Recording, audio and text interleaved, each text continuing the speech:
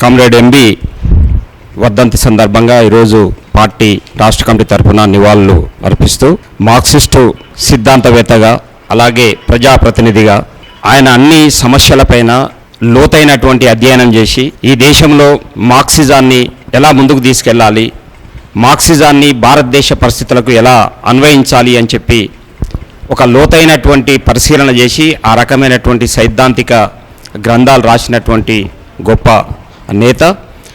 ముఖ్యంగా ఆయన భారతదేశంలో ఎత్తుగడలకు సంబంధించినటువంటిది కానీ అలాగే సిపిఎం పార్టీ కార్యక్రమ రూపకల్పనలో కానీ ఒక కీలకమైనటువంటి భూమిక పోషించినటువంటి నాయకుడు.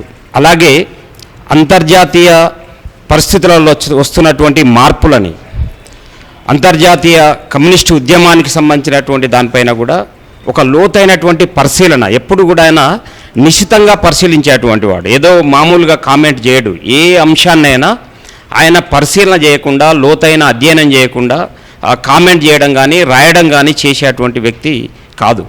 కాబట్టి ఈరోజు బసవపున్నయ్య గారిని మనం స్మరించుకోవడము అని అంటే ఇప్పుడున్నటువంటి పరిస్థితులలో ఇప్పుడు జరుగుతున్నటువంటి పరిణామాలని మార్క్సిస్టు దృక్కోణంలో వర్గ స్పృహతోటి లోతైనటువంటి అధ్యయనం చేయడం అనేటువంటిది అవసరం ఇప్పుడున్నటువంటి పరిస్థితులలో.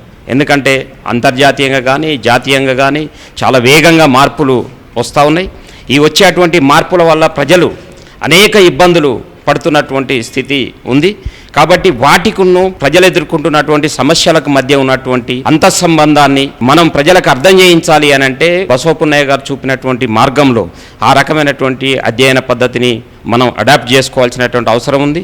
అలాగే ఆయనకి అచంచలమైనటువంటి విశ్వాసం మార్క్సిజం పైన, మార్క్సిజానికి సంబంధించినటువంటి అనేక ఎదురుదెబ్బలు తిన్నప్పటికీ అనేక ఇబ్బందులు అంటే మనం చూస్తే అంతర్జాతీయ నాయకులతోటి కూడా చర్చలు చేసినటువంటి సందర్భంగా మాల్టోతో కానీ సుస్లోతో కానీ అలాగే కమ్యూనిస్టు ఉద్యమం ఏ రకమైనటువంటి 1951లో చర్చలకు సంబంధించినటువంటి అంశంలో కానీ ఆయన ఒక సరి అయినటువంటి దృక్పథంతో వ్యవహరించినటువంటి వ్యక్తి. అందుకనే ఆయనను మనం స్మరించుకోవడము అంటే ఇండియన్ కాంటెక్స్ట్లో అంటే భారత వర్తమాన పరిస్థితులకి మార్క్సిజాన్ని ఎలా అన్వయించాలి అనేటువంటి దాని విషయంలో బసవపున్నయ్య గారు మనకు మార్గదర్శకులు.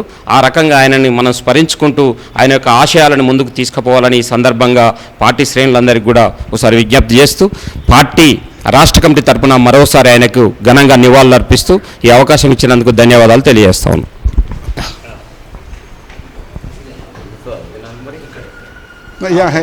ఇక్కడ ఉంది.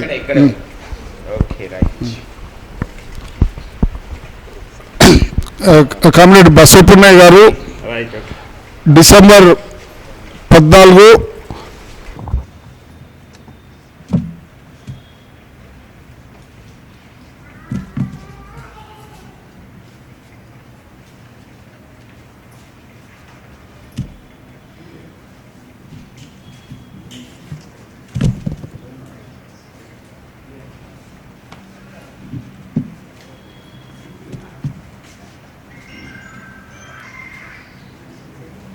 Thank you.